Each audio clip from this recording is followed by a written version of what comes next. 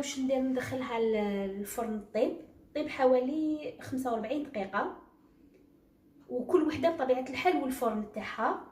نديروها طيب، غير طيب نشوفوها طابت. كيفاش نعرفوا؟ اننا ندخلو يا اما بيك يا اما موس، ندخلوه داخل. الى خرج لنا ناشف نعرفوا بانه المسكوتشو تاعنا طايب، ولا خرج لنا مازالوش مشمخ شويه نعرفوا بلي المسكوتشو مازال ما طابش، نعاودو نرجعوه يطيب. فوالا نتلاقاو من بعد ما طيب بعد ما يطيب المسكوتشو تاعنا ان شاء الله.